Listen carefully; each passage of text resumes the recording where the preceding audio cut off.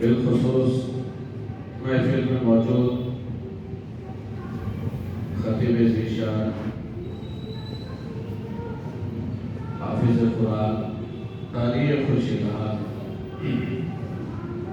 حضرت علامہ مولانا حافظ سید عبدالمجید صاحب قبلہ مدد اللہ العالی، قبلہ حاضرین، ذمہ داران مسجد،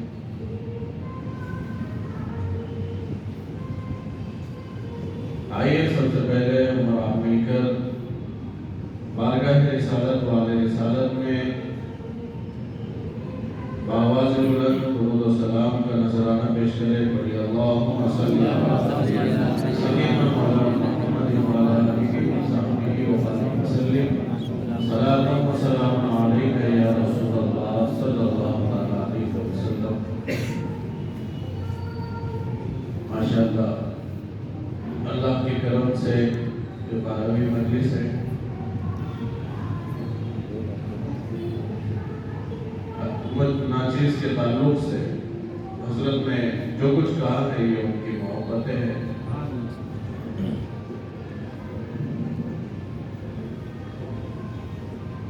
اور حضرت خود ایک بڑی شخصیت ہے۔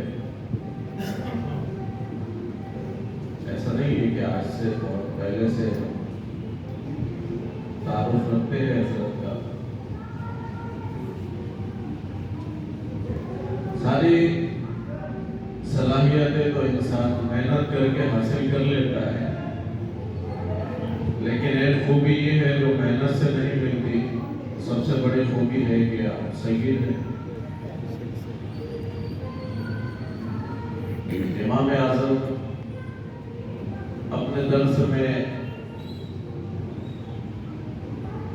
پڑھا رہے ہیں اپنے شاگردوں کو، بڑے بڑے علماء بیٹھے ہوئے پڑھ رہے ہیں،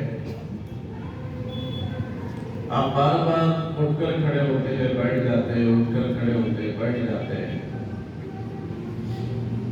لوگوں نے کہا کہ حضور آج یہ درس کا انداز آپ کے عجب لگ رہا ہے، کبھی آپ اٹھ کر کھڑے ہوتے ہیں کبھی بیٹھ جاتے ہیں۔ کہاں درس دینا تو میرا کام ہے، میں درس دے رہا ہوں،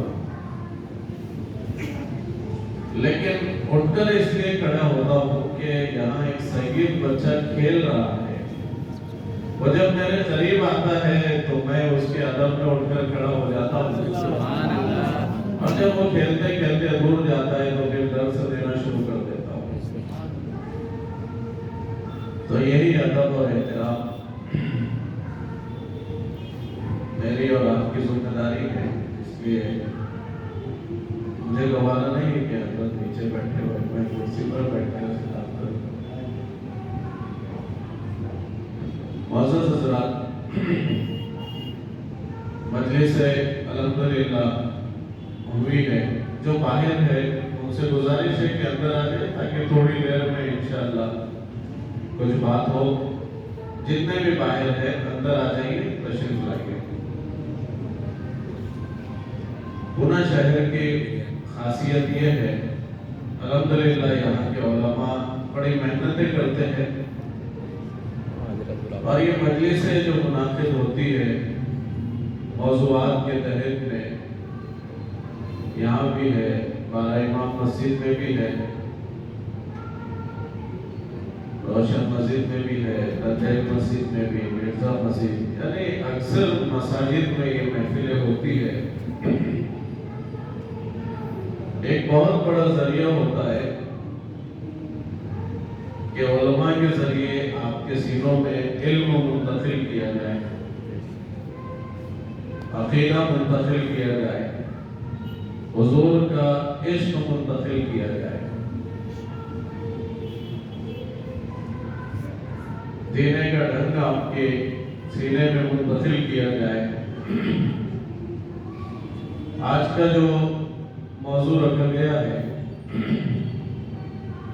وہ ہے شان مصطفیٰ، رسول کریم صلی اللہ علیہ وسلم کی شان۔ شان سننے سے کیا فائدہ ہوتا ہے؟ شان کی شان بیان ہوگی حضور کی تو اس سے فائدہ کیا ہوگا؟ ہر چیز میں پروفٹ ڈھونڈنے والا ذہن یہ ڈھونڈتا ہے کہ اس میں فائدہ کیا ہوگا. فائدہ یہ ہوگا کہ جب حدیث کی کتابوں سے ڈھونڈ ڈھونڈ کر ایسی حدیثیں آپ کے سامنے پیش کی جائیں گی، قرآن کی ایسی آیتیں آپ کے سامنے پیش کی جائیں گی جس میں ہمارے نبی کی شان نظر آتی ہو، تو دنیا آپ سے محبت کرنے پر مجبور ہو جائے گی. مقصد یہی ہوتا ہے. ہمارے اور دوسروں کے بیان کرنے میں ذرا فرق ہوتا ہے. وہ اس بات کو زیادہ بیان کرتے ہیں کہ پیٹ پہ 3 پتھر بندے ہوتے تھے، گھر میں چولہا نہیں جلتا تھا، بڑی مجبوری کے حالت میں گھر بار چھوڑا، ہجرت کی، سارا کچھ کیا. صحیح ہے. اب پیٹ پر پتھر بندے ہوتے تھے، یہ جب آپ بیان کریں گے تو پھر بھوکے لوگوں سے محبت کون کرے گا؟ جہاں کوئی کمال ہی نظر نہ آ رہا ہو وہاں محبت کون کرے گا؟ لہذا وہاں پر یہ بھی بیان کیجئے کہ جہاں پیٹ پر 3 پتھر بندے ہوتے تھے وہیں سارے زمانے کو کھلانے کی شان بھی وہ رکھتے تھے. جنت کی نعمتیں بھی انہی کا صدقہ ہے. ہر چیز کے 2 پہلو ہوا کرتے ہیں. تو آئیے ہم بلا کسی تاخیر آج کا جو موضوع ہے اس کی طرف بڑھتے ہیں.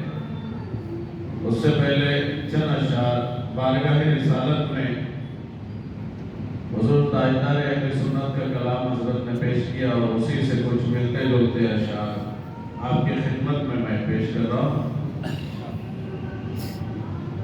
کیا یہی کم ہے شہیدی کی فضیلت کے لیے؟ کیا یہی کم ہے شہیدی کی فضیلت کے لیے؟ سب کے بعد آئے وہ سب کی امامت کے لیے. سب کے بعد آئے وہ سب کی امامت کے لیے. اور معجزاتی شب اسرا کا سفر ہے کتنا، زمین سے لے کر عرش تک کتنا معجزاتی ہے. معجزاتی شب اسرا کا سفر ہے کتنا، صرف ایک پل لگا صدیوں کی مسافت کے لیے. صرف ایک پل لگا صدیوں کی مسافت کے لیے.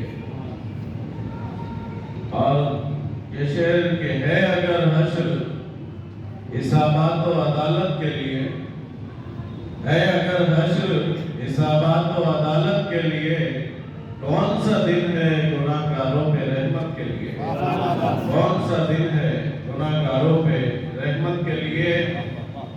اور سر رکھو شوق نشانات قدم پر ان کے، سر رکھو شوق نشانات قدم پر ان کے، سجدہ واجب ہے ہر ایک سجدے کی آیت کے لیے.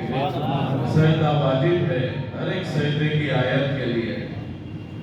اور کوئی یہ نہ سمجھے کہ دین کا ہم کام کر رہے ہیں تو یہ کوئی بہت ہمارا ہنر ہے، کمال ہے، ایسا نہیں ہے. بلکہ شاعر کہتا ہے کہ ان کی خدمت کو میں احسان نہیں کہتا اپنا. ان کی خدمت کو میں احسان نہیں کہتا اپنا، ان کا احسان ہے جو رکھا مجھے خدمت کے لیے.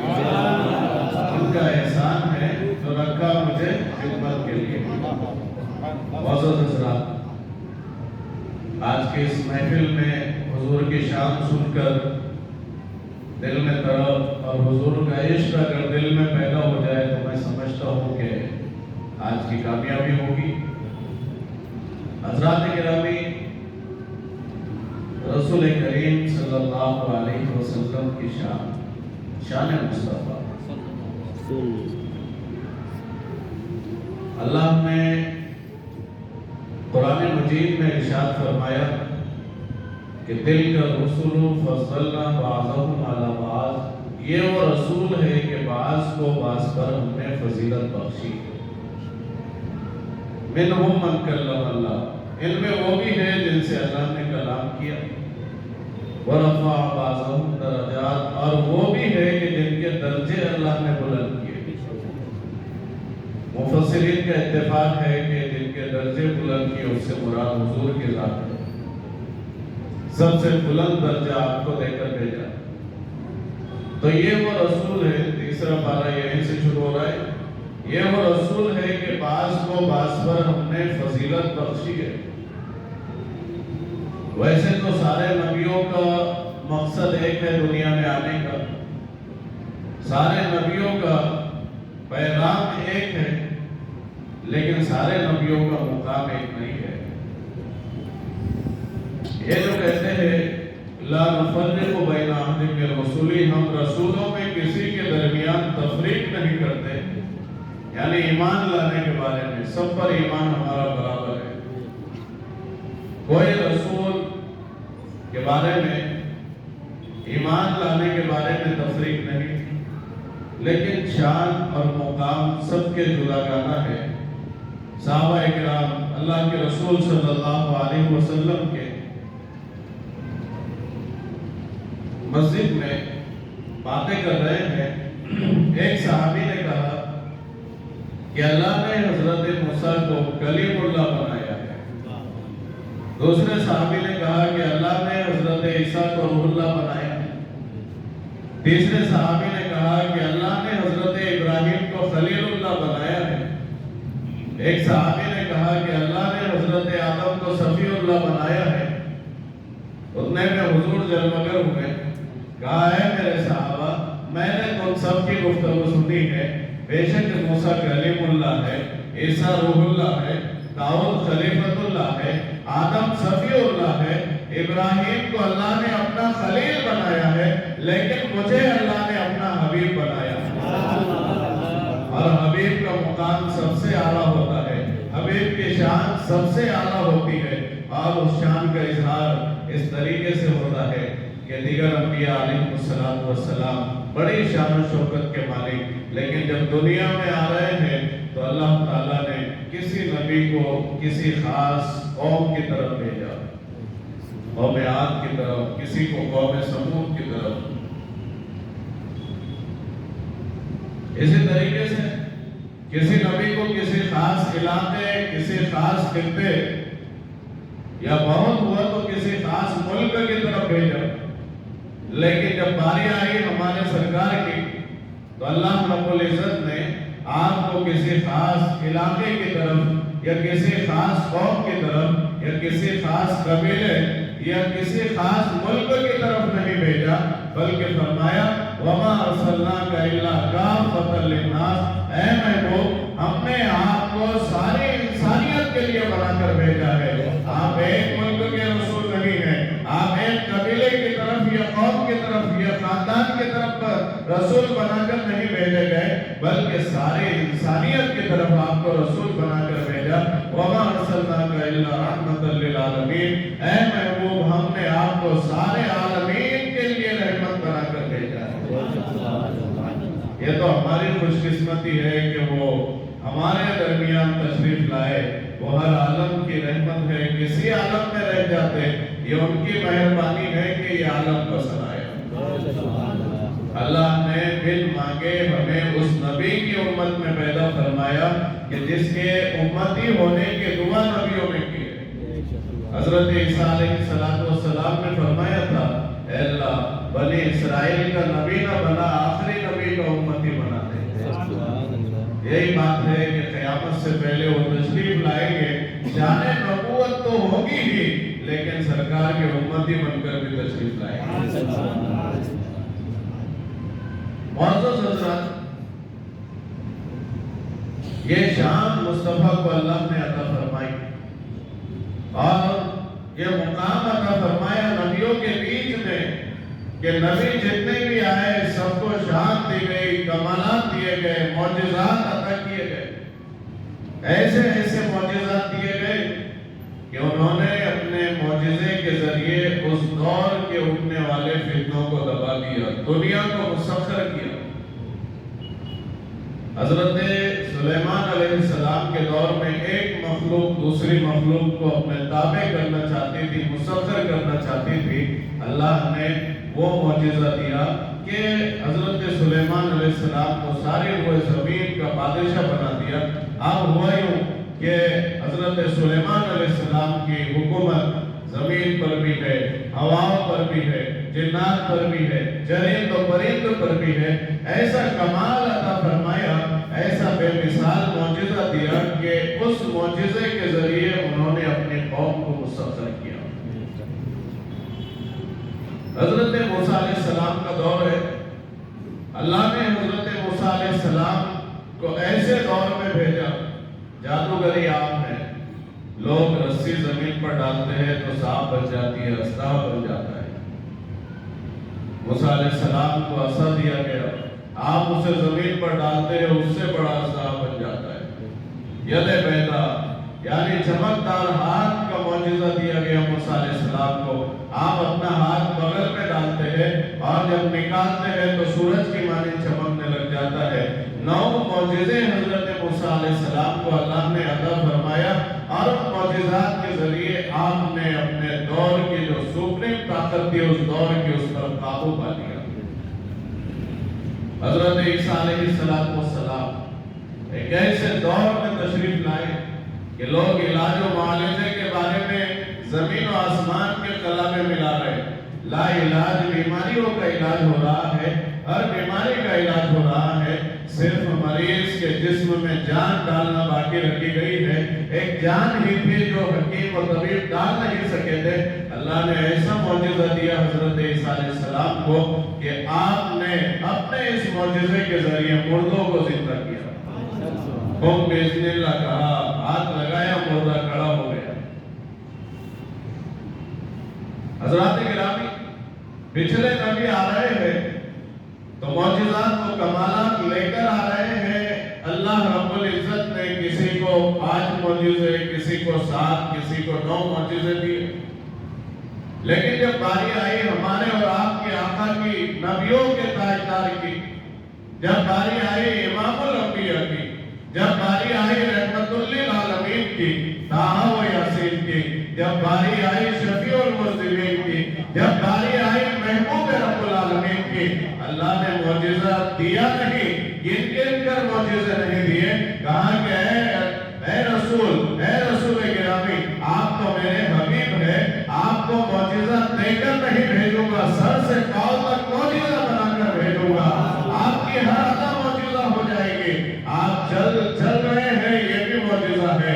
آپ بیٹھ رہے ہیں، یہ بھی معجزہ ہے. اٹھ رہے ہیں، یہ بھی معجزہ ہے. کھا پی رہے ہیں، یہ بھی معجزہ ہے. سو رہے ہیں، یہ بھی معجزہ ہے. وہ سو جائے تو معراج منامی اور وہ جاگے تو رب سے ہم کلامی. درود پاک پڑھ لیجیے. زیادہ کم مت کرو. 3 تکبیریں کر کے آ رہا ہوں. اور یہ مائک کا کام یہی ہوتا ہے کہ آواز کو آپ تک تھوڑی بڑھائیے، پہنچائے. کبھی کبھی تقریریں کر کے طبیعت تھک جاتی ہے تو پھر ذہن یہ سوچتا ہے کہ شاید ایسا بھی مائک ہونا چاہیے یا کچھ ہونا چاہیے. ہم سوچے اور وہ بولنے لگے.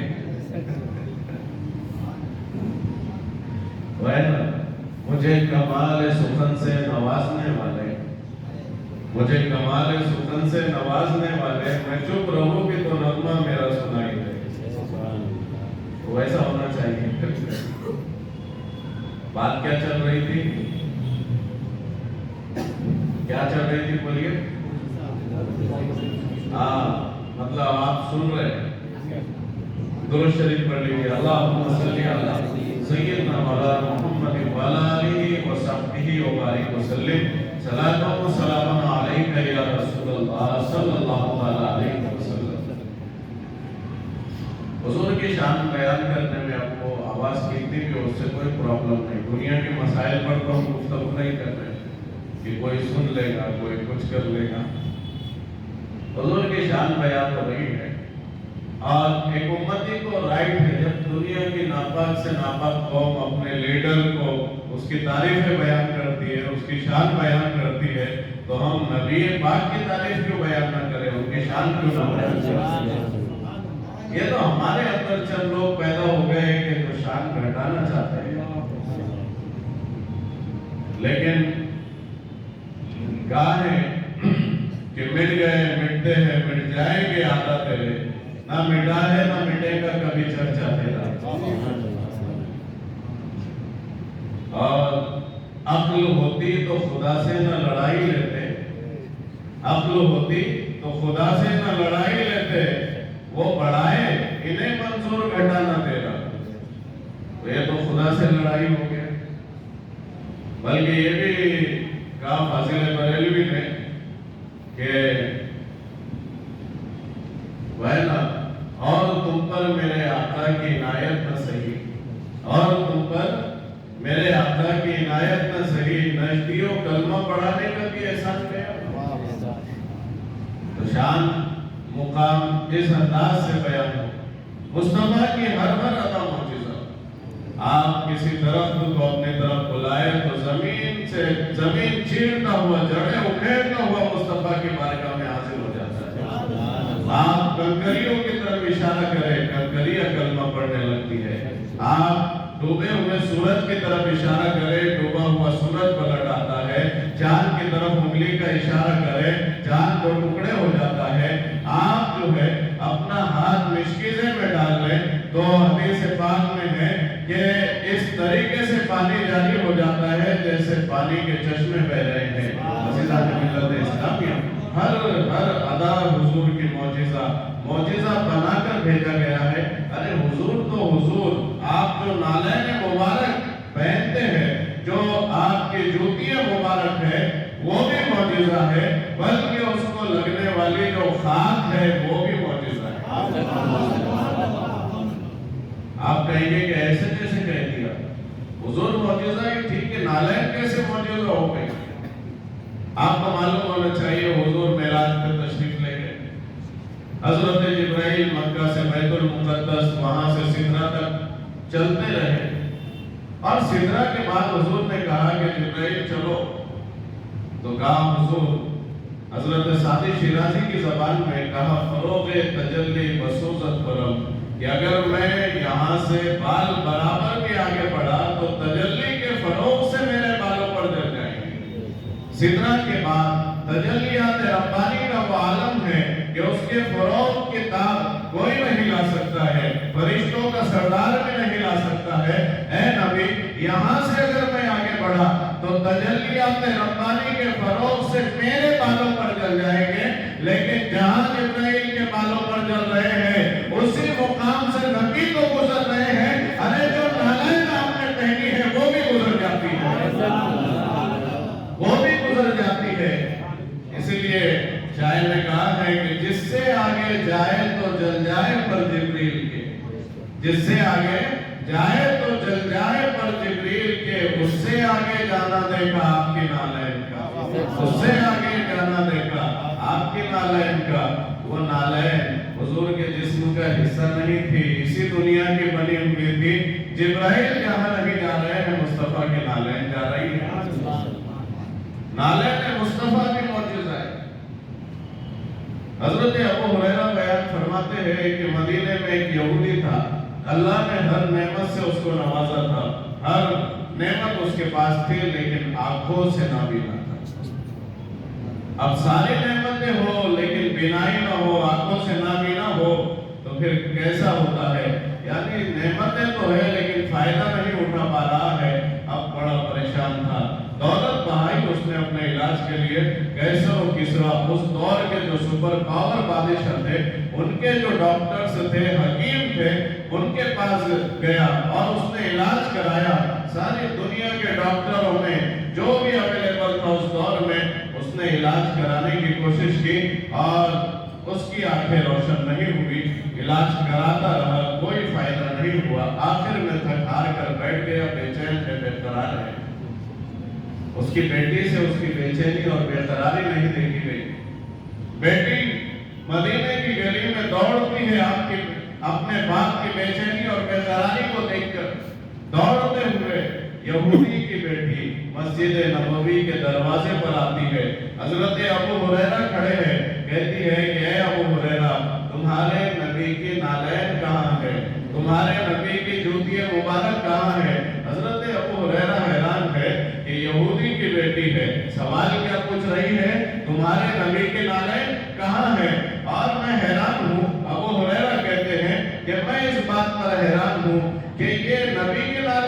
क्यों पूछ रही है, नालैन मुस्तफा और इसका क्या वास्ता है? खैर मैंने इशारा कर दिया, हुजूर की नालैन फला कोने में रखी हुई है, वो जाती है और नालैन मुबारक को लगने वाली मिट्टी जो है तो साफ करती जा रही है। और हजरत अबू हुरैरा कहते हैं कि मैं उसे देखता रहा, वो मिट्टी जो उसने साफ की थी अपने हाथों में लेती है, मदीने की गली में फिर दौड़ रही है, अपने घर जाती है, अपने बाप से कहती है, अब्बा जान आज तक आपने कैसर और किसरा के हकीमों और तबीबों से इलाज कराया है, दुनिया के डॉक्टरों से इलाज कराया है, माहिर तबीबों से इलाज कराया है, लेकिन कोई फायदा नहीं हुआ। आज ऐसी दवा लेकर के आई हो जो नाकाम नहीं हो सकती है, आज ऐसी दवा लेकर आई हो जो कभी भी नाकामी का मुंह नहीं देख सकती है। कहा बेटी क्या लेकर आई है? उसने वो खाक उसकी आंखों में डाल दी और यहूदी की आंखें रोशन हो गई। जब आंखें रोशन हुई तो यहूदी पूछता है, ऐ बेटी दुनिया भर का इलाज मैंने कराया, ये कौन सी दवा है, ये कौन सी कीमिया असर दवा है जो तुम्हें आज मेरे आंखों में डाल दी है? कहा ये मुसलमानों के नबी के नालैन को लगने वाली खाक है। कहा ये नालैन मुस्तफा को लगने वाली खाक है। यहूदी था, यहूदी था। कहा मेरी गैरत गवारा नहीं करती कि मुसलमानों के नबी के नालैन को लगने वाली खाक मेरी आंख में जाए और उससे आंखें रोशन हो जाए, मुझे नहीं चाहिए ऐसी आंखें। आंखों को मारना शुरू किया, मारता चला जाता था, आंखें और खूबसूरत होते चले जाती थी। आखिरकार नालैन मुस्तफा को लगने वाली खाक उसकी आंखों के रास्ते से उसके दिल तक पहुंचती है और वो अपना असर दिखाती है और उसकी ज़बान से जारी होता है ला इलाहा इल्लल्लाह मुहम्मदुर रसूलुल्लाह, कलमा पढ़ता है और इस्लाम के दामन में आ जाता है। तो अरे हुजूर तो मौजिज़ा है ही, जो चीजें आपसे निस्बत जोड़ ले, जो नालैन आपके तलवों को लग जाए उसको लगने वाली खाक भी मौजिज़ा हो जाती है। कुरान की हर आयत को मौजिज़ा तो मानते होंगे, हर आयत मौजिज़े की हैसियत रखती है। अल्लाह ताला उन ज़र्रों की कसम याद फरमाता है जिससे नबी के तलवाए मुबारक नालैन मुबारक लगी है। अल्लाह फरमाता है ला उक़सिमु बिहाज़ल बलद, ऐ महबूब मैं जरूर इस शहर मक्का की कसम याद करूंगा। कहा कि मौला किस लिए? सवाल होता है किस लिए? क्या यहाँ पर काबा है, मीना है, मुज़दलिफा है, अरफात का मैदान है, हजर अस्वद है, इसलिए? कहा नहीं, वअन्ता हिल्लुम बिहाज़ल बलद, मुस्तफा इसलिए कि आप इसकी गलियों में चलते हैं, आपके कदम इस शहर को लगते हैं। हज़रात सारे मौजिज़ात, सारे नबियों के कमालात, कमो बीश 1,24,000 नबियों के कमालात अल्लाह ने वो शान अता फरमाई हमारे नबी को के हमारे नबी की जात में जमा फरमा दिए। उसने यूसुफ दमे ईसा यदे बैदादारी आचे खूबा अमादारम तो तन्हादारी, यूसुफ का हुस्न भी आपके अंदर है, मूसा अलैहिस्सलाम का यदे बैदा भी आपके अंदर है, ईसा अलैहिस्सलाम का दमे ईसा भी आपके अंदर समो दिया गया। सारे नबियों के कमालात और बेमिसाली के साथ नबी को दिए गए, यानी पिछले नबियों के कमालात बेमिसाल थे ही, लेकिन उसको और बेमिसाल बनाकर नबी को अता किया गया।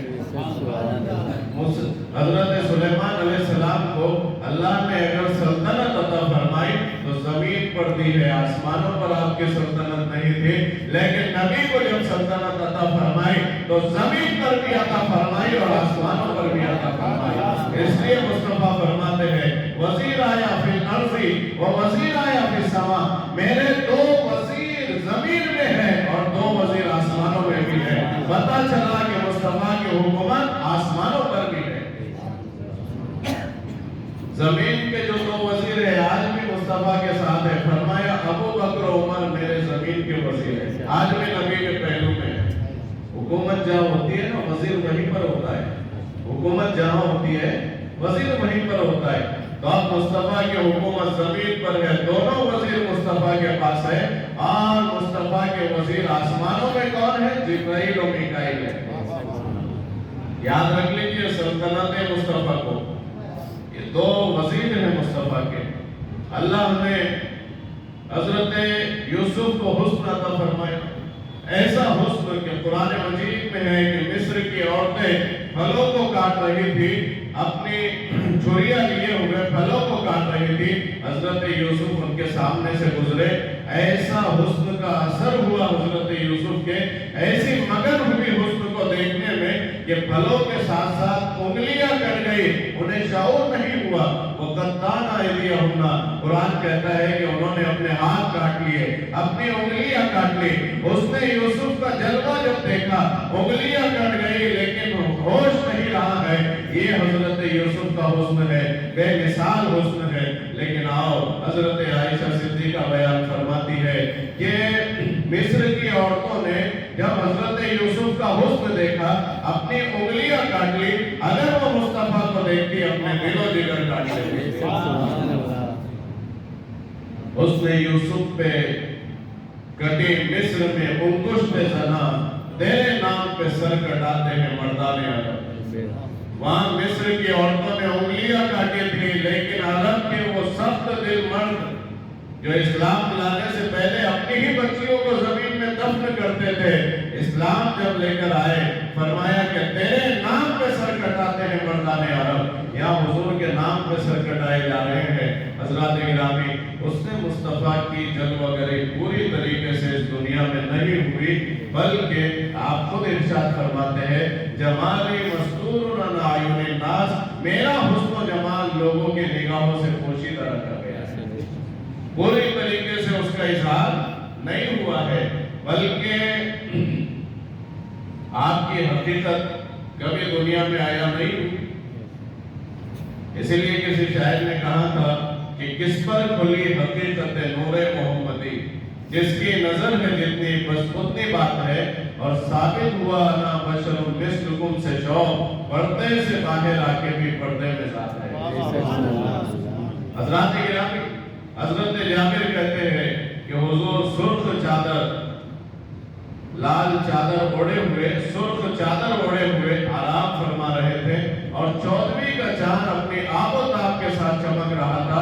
کبھی میں ایک نظر حضور کے چہرے بسوا کو دیکھتا تھا، کبھی آسمان کے چاند کو دیکھتا تھا، کبھی آفتاب نبوت و مہتاب رسالت کو دیکھتا تھا، کبھی آسمان کے چمکتے ہوئے چاند کو دیکھتا تھا، اور میں دل میں سوچ رہا تھا کہ دونوں میں خوبصورت کون ہے، کس کا حسن لاجواب ہے۔ آخر کار کئی بار میری نگاہ آسمان کے چاند کی طرف جاتی ہے، پھر آفتاب و مہتاب رسالت کی طرف جاتی ہے، آخر کار میرے دل نے فیصلہ کر ہی دیا۔ حضرت جابر کہتے ہیں فَإِذَا هُوَ أَحْسَنُ عِنْدِي مِنَ الْقَمَرِ، کہ مصطفیٰ کا چہرہ بسوا چاند سے بھی زیادہ خوبصورت ہے۔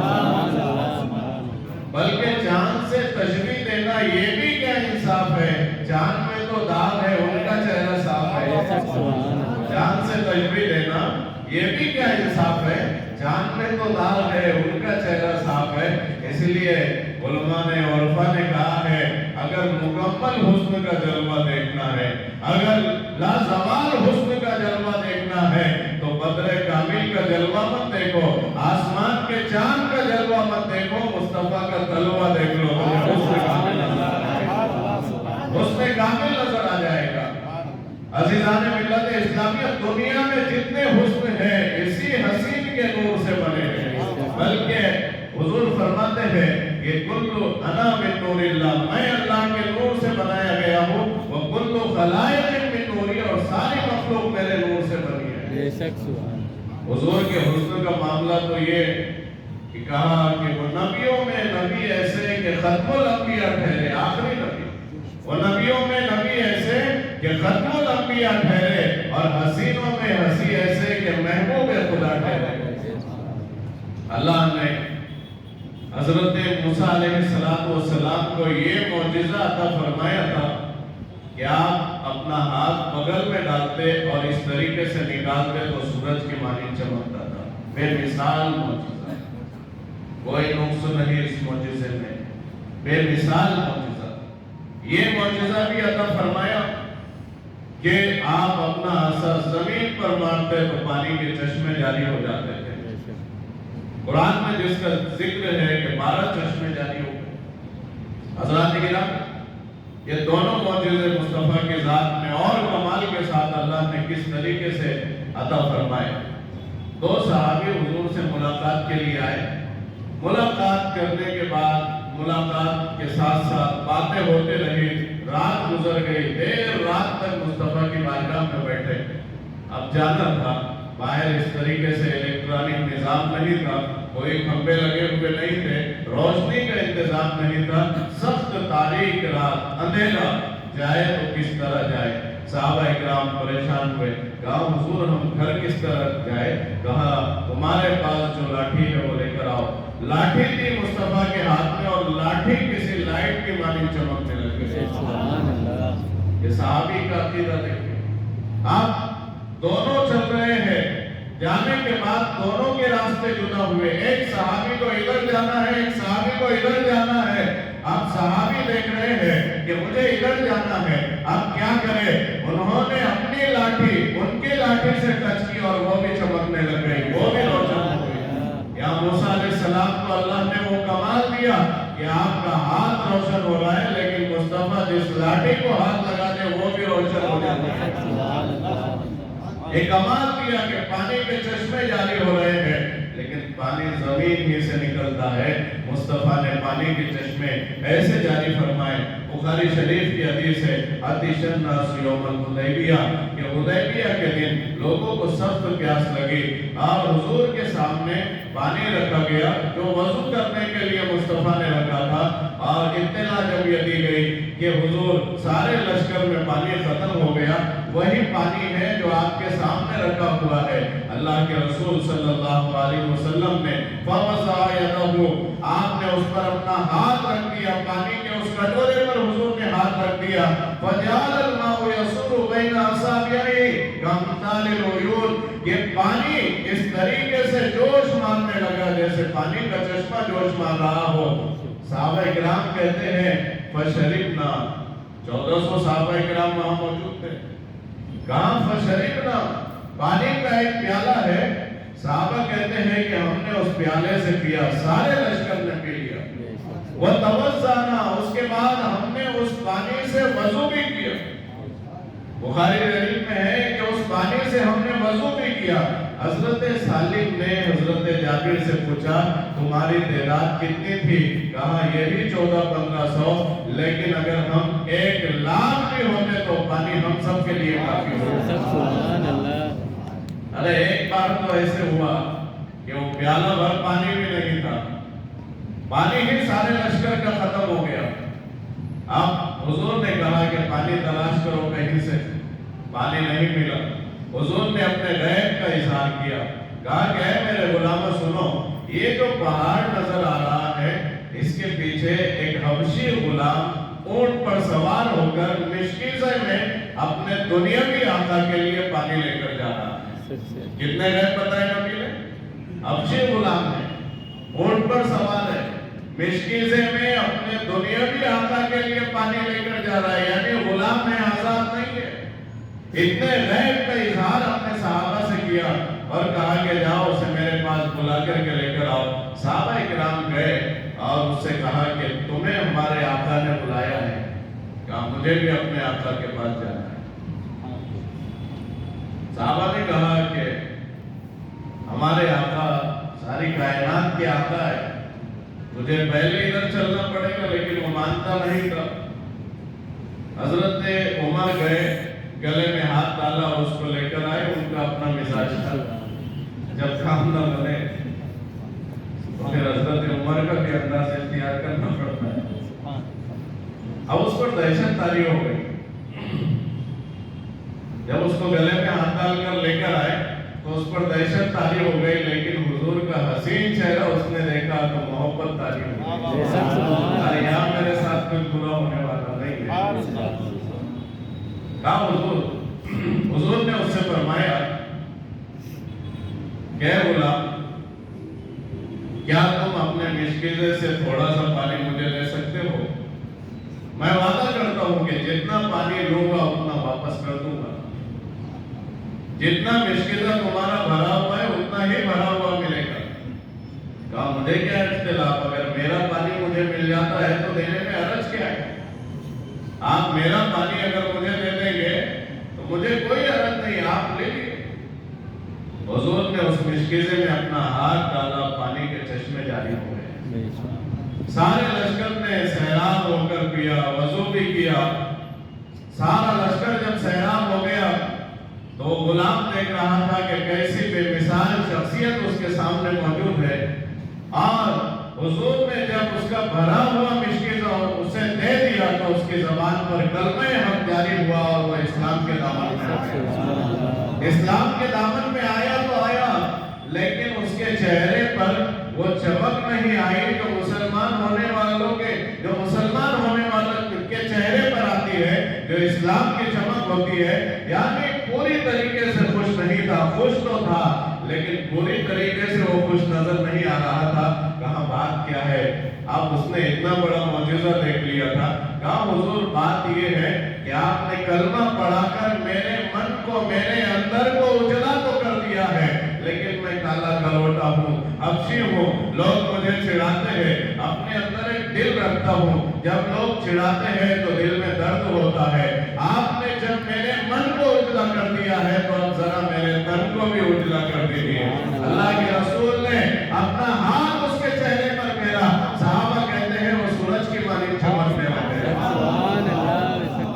جب اس نے دیکھا کہ حیرت کہ لوگ اسے حیرت سے دیکھ رہے ہیں، اپنے ہاتھ پیر دیکھے کہ سارے کے سارے اجلے ہو چکے ہیں، چمکنے لگ گیا ہے پورا جسم، تو اسے بڑی حیرت ہوئی۔ خوشی خوشی اب پانی کا مشکیزہ لے کر اپنے دنیاوی آقا کی طرف جاتا ہے۔ اس کا وہ دنیاوی آقا حیران ہے اور کہتا ہے یہ اونٹ تو میرا ہے، یہ مشکیزہ بھی میرا ہے، یہ سب کچھ میرا ہے، لیکن تو میرا غلام نہیں ہے۔ کہاں تو نے سچ کہا ہے، اب میں ایسے کا غلام بن گیا ہوں، ساری کائنات جس کی غلام ہے، ایسے کا غلام بن گیا ہوں جس کی غلامی میں آنے کے بعد آزادیاں مل جایا کرتی ہے، ساری دنیا کی آزادیاں مل جایا کرتی ہے۔ محمد کی غلامی ہے سند آزاد ہونے کی، خدا کے دامن رحمت میں آباد ہونے کی۔ ایسا نہیں ذرا اچھے سے لگائیے۔ نعرہ تکبیر، اللہ اکبر، نعرہ رسالت، یا رسول اللہ، نعرہ رسالت، یا رسول اللہ، سرکار کی آمد، مرحبا، سرکار کی آمد، مرحبا، حضور کی آمد، مرحبا، حضور کی آمد، مرحبا، ذرا جھوم کے بولو، مرحبا، جھوم کے بولو، مرحبا۔ ہمارے جسم کے رونگٹے رونگٹے سے اظہار ہونا چاہیے کہ ہم نبی کے عاشق ہیں۔ ہمارے وجود کے قطرے قطرے سے اظہار ہونا چاہیے کہ ہم مصطفیٰ کے شہدائی ہیں، اس نبی کے ماننے والے ہیں۔ اللہ نے جس کو ایسا بے مثال بنا کر کے بھیجا کہ صبح قیامت تک ویسا کوئی نہیں آ سکتا ہے، ساری کائنات میں بے مثال بنا کر کے بھیجا۔ وہاں موسیٰ علیہ السلام اپنا ہاتھ بغل میں ڈالے تب جا کے روشن ہوتا ہے، ارے یہاں مصطفیٰ جس پر ہاتھ لگا دے وہ بھی روشن ہو جاتا ہے۔ جو معجزے، جو کمالات اللہ نے پچھلے نبیوں کو دیے تھے وہ سارے کے سارے ہمارے نبی میں جمع کر دیے۔ اختتام کی طرف آ رہا ہوں۔ حضرت ابراہیم علیہ السلام بے مثال معجزہ ہے۔ نارے نمرود میں جب آگ کو ڈالا گیا تو ساری کی ساری آگ ٹھنڈی ہو گئی، گلزار ہو گئی، ہے نا؟ یا نارو کنی بردم و سلام علی ابراہیم، ساری آگ ٹھنڈی ہو گئی۔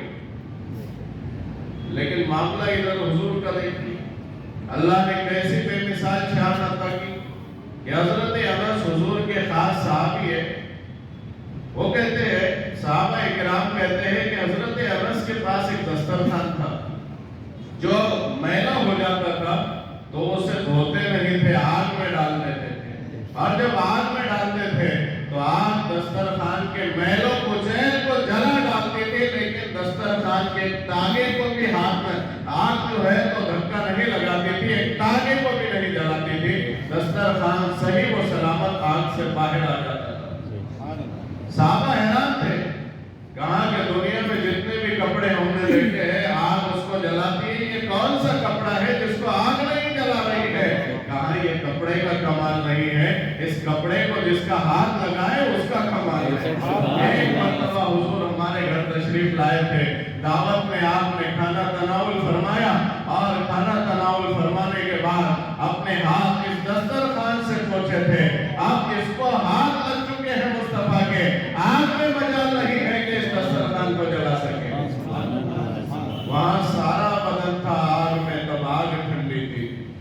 وہاں سارا بدن تھا آگ میں, تب آگ ٹھنڈی تھی. یہاں کپڑے کی دھجی کو بھی چھونے آگ لرزا ہے. آگ لرز رہی ہے, کیسے جلائے؟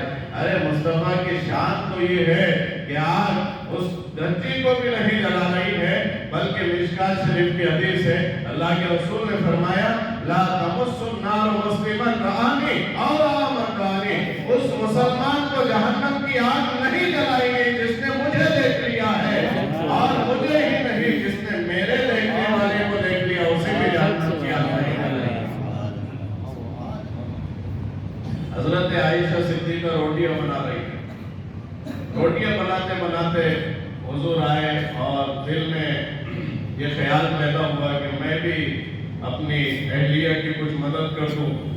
آپ نے بھی ایک روٹی بنائی اور جب چولہے پر ڈالا, توے پر ڈالا, تو جو روٹی حضور نے بنائی تھی وہ آٹا ویسا کہ ویسا ہی ہے, آگ اسے پکا نہیں رہی ہے.